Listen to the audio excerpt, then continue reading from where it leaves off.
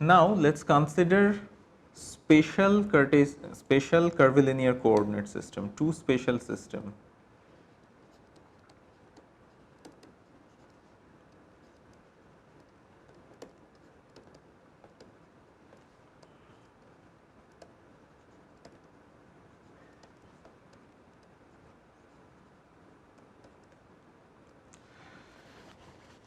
The first one is cylindrical coordinate system.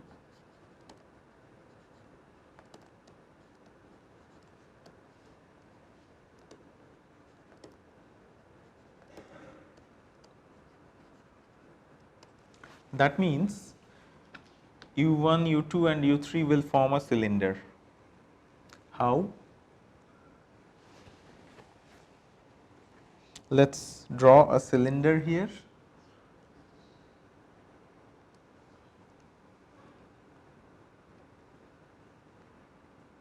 Like this.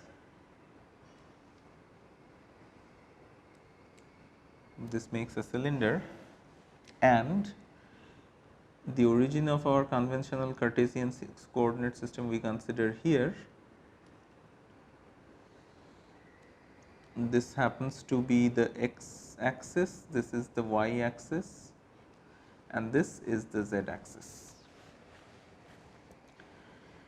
In this notation,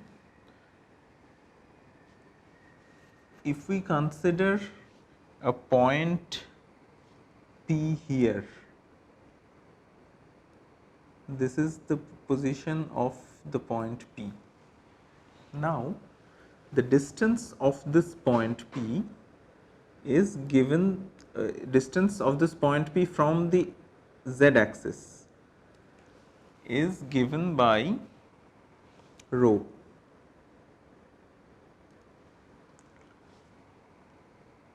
And the angle that it makes with x axis, so I try to draw a parallel of x axis here, the angle that it makes with this is phi, and the z value, that is this much, is given by z. So, we have coordinates rho, phi and z. We also have r theta and phi coordinates. Sorry, we also have x, y and z coordinates of this point P. Now, if we just compare with our discussion of polar coordinate systems, we can write down that x will be given by rho cosine of phi, y will be given by rho sine of phi, and z equals simply z, nothing else. And there are interesting facts to note that rho will always be greater than or equal to 0. There cannot be any negative value for rho in this system, in cylindrical coordinate system. The range of phi is 0, less than equal to phi, less than 2 pi. Anything beyond 2 pi is already covered within this range, anything less than 0 is already covered within this range, and z has the limit just like the Cartesian coordinate system, minus infinity, less than z, less than plus infinity.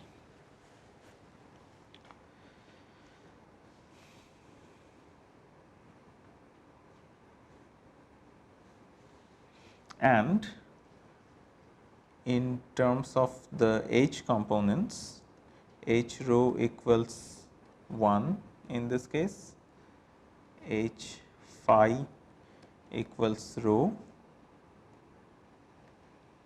and h z equals 1. These are the coefficients to the Cartesian coordinate system that converts it to the Cartesian coordinate system. Now let us consider the other one, spherical coordinate system.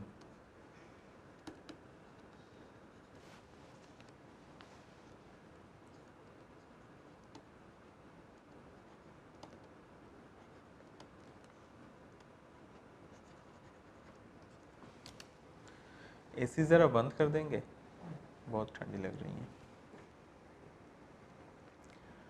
Okay, in case of spherical coordinate system, let's try to draw a sphere here.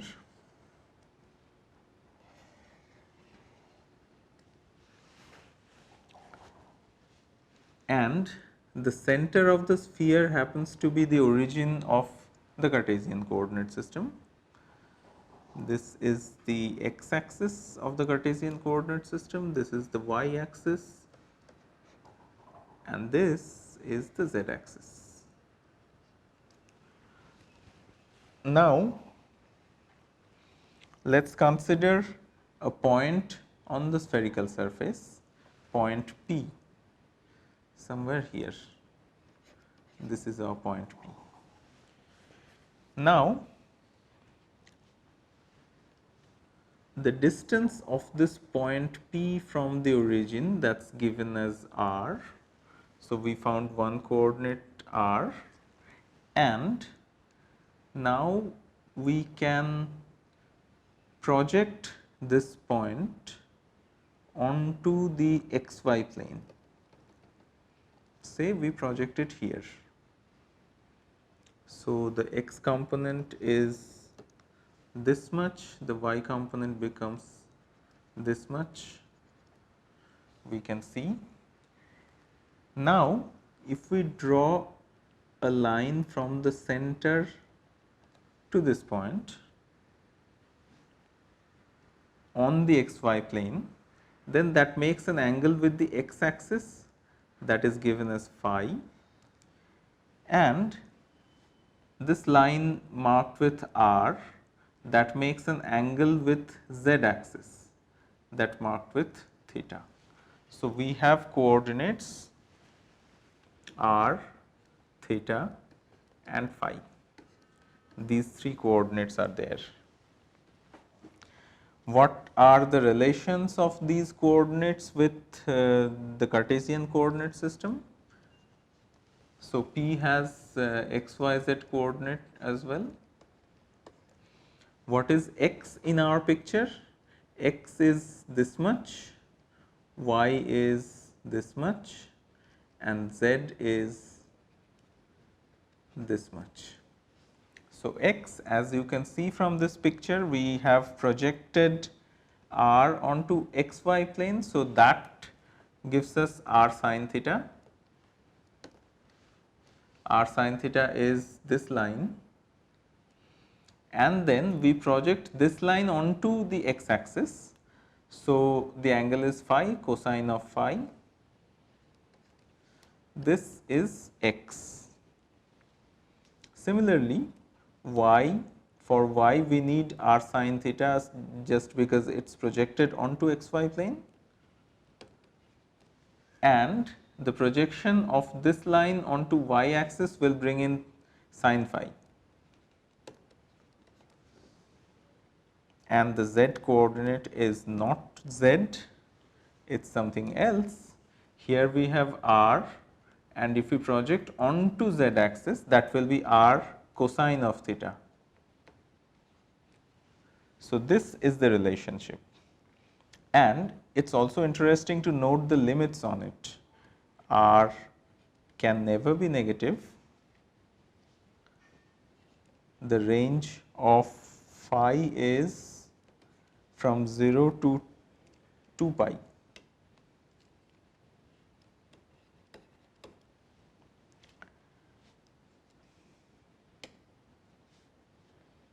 And the range of theta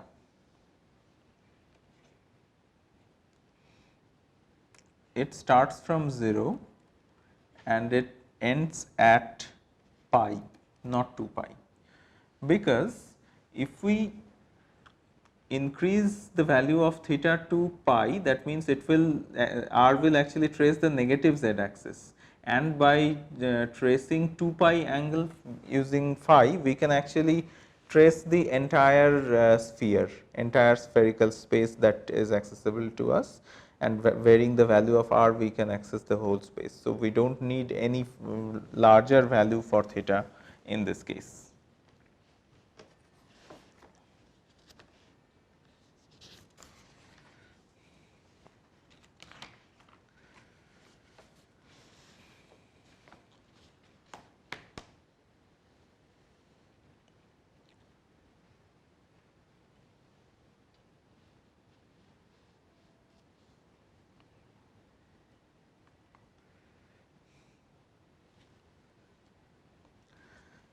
So, after introducing the two spatial curvilinear coordinate systems that we are going to use a lot in the course electromagnetism, let us consider few examples of these coordinate systems.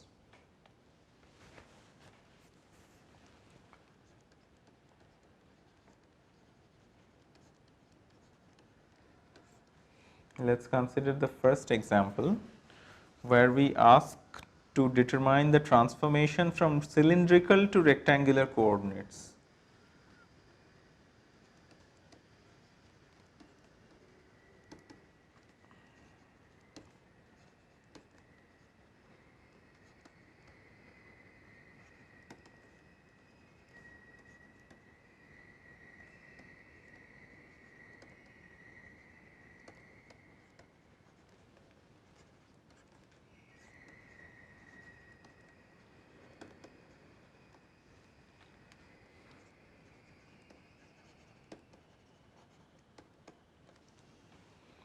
How do we do this? We know that we know the other transformation, that is, we know that x is given by rho cosine of phi, y is given by rho sine of phi, and z equals z. So, if we want to find the reverse transformation, then we can note that rho squared, we are actually squaring and adding these two, rho squared cosine square of phi plus sine square of phi, this is x square plus y square. In other words, so cosine square phi plus sine square phi gives us 1. In other words, we have rho equals x square plus y square square root of this. Now, if we try to find out y over x, so we divide this equation by this equation here, and that gives us rho sine phi over rho cosine phi, which is nothing but tan phi. Then we can clearly understand that phi is nothing but tan inverse of y over x, and z is z. So, we have obtained the reverse transformation. That means, we have determined the transformation from cylindrical coordinate to Cartesian coordinate.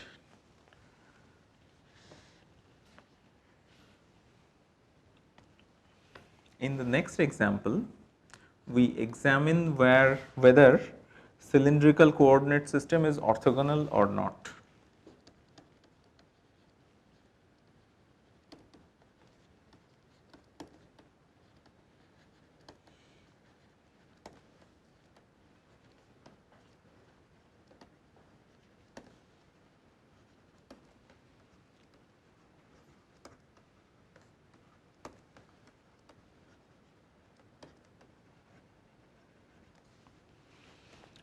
How do we do that? We consider a position vector in Cartesian coordinate system, the position vector r is given as x x cap plus y y cap plus z z cap, and that means in terms of cylindrical coordinate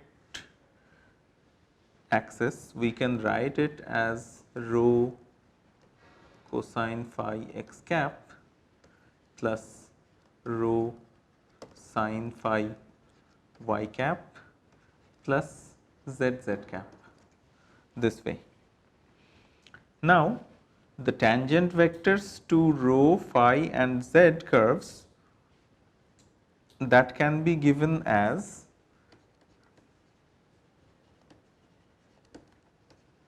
tangent to rho curve would be del r del rho. For phi curve, it would be del r del phi, and for z curve it would be del r del z. So, let us evaluate these quantities. Del r del rho is cosine phi x cap plus sin phi y cap. Del r del phi equals minus rho sin phi x cap plus rho cosine phi y cap, and the del r del z is nothing but the unit vector along z axis. So, we have the unit vectors E1, E2, E3, that is E rho, E phi, E z, we can determine these unit vectors. So, E1, that is nothing but E rho becomes del r del rho over the absolute value of del r del rho.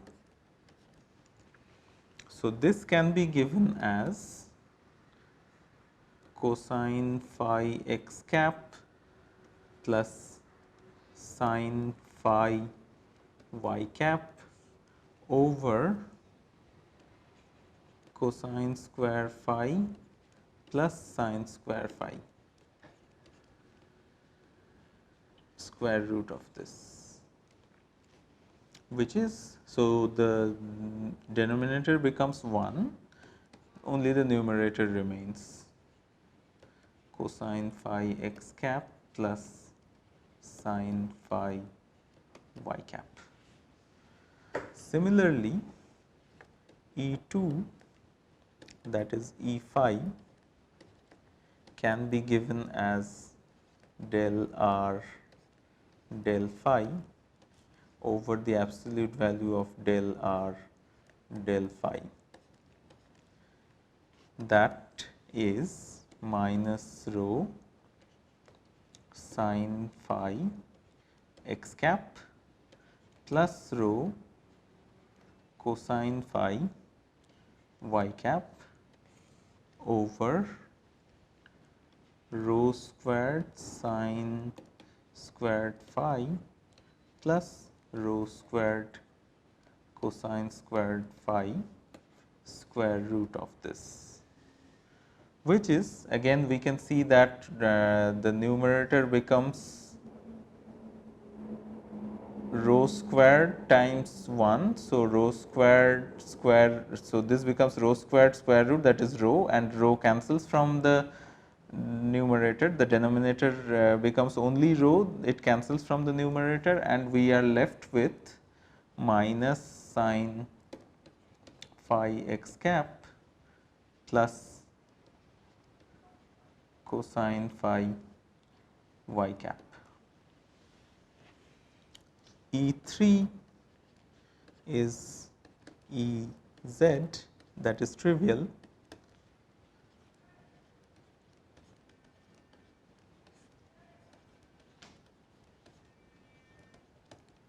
can be written like this, but it is, we know that nothing but Z cap. Now, if we have these, we have to now check for the dot products between different unit vectors and see whether it satisfies the condition for being orthogonal curvilinear coordinate system. First, let us try E1 dot E2,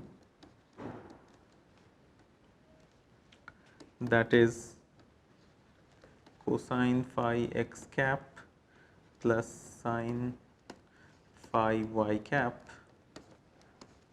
dot minus sine phi x cap plus cosine phi y cap.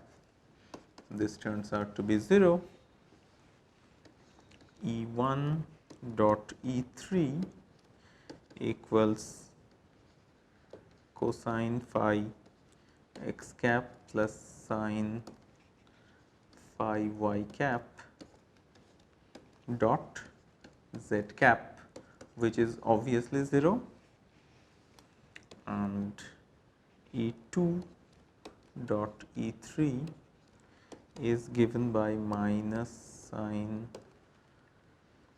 phi x cap plus cosine phi y cap dot again z cap, and this is also obviously 0. Therefore, the coordinate system, that is the cylindrical coordinate system that we have considered and we have worked out so far, turns out to be an orthogonal coordinate system, orthogonal curvilinear coordinate system. Now, let us consider yet another example in cylindrical coordinate system itself. Let us consider a vector A given by z x cap minus 2x y cap plus y z cap. So, this is represented in Cartesian coordinate system, and now we want to represent this in the cylindrical coordinate system.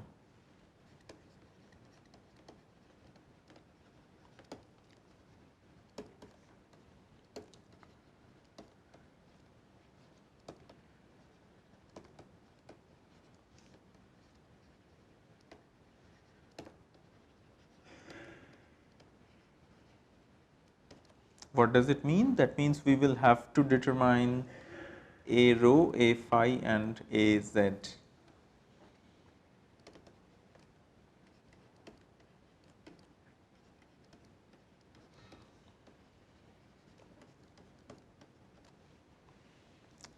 How do we do that?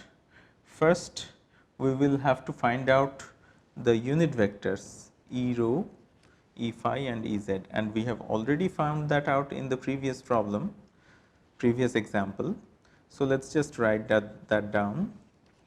E rho is cosine phi x cap plus sine phi y cap. E phi is minus sine phi x cap plus cosine phi y cap, and E z is z cap. Now, if we compare the first and second unit vectors, we can write down by comparing these two that x cap is cosine phi E rho unit vector minus sine phi E phi unit vector. Similarly, y cap equals sine phi E rho unit vector plus cosine phi E phi unit vector. Once we have these, we can represent the vector A as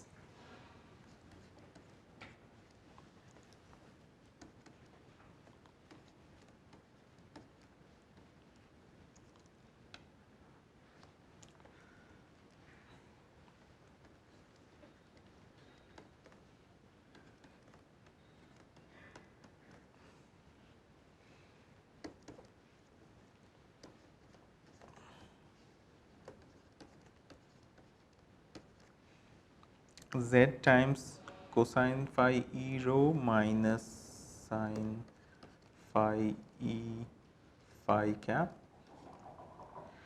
E phi unit vector minus 2 rho cosine phi becomes common sine phi E rho unit vector plus cosine phi E phi unit vector plus rho sine phi Ez unit vector, that is nothing else but z cap. Rearranging these, we can write that it's z cosine phi minus 2 rho cosine phi sine phi E rho unit vector minus z sine phi plus 2 rho cosine squared phi E phi unit vector plus rho sine phi Ez unit vector. And that means we have actually found out the components. A rho is given as z cosine of phi minus 2 rho cosine of phi times sine of phi. A phi is given as minus z sine phi minus 2 rho cosine squared phi, and Az is rho sine phi.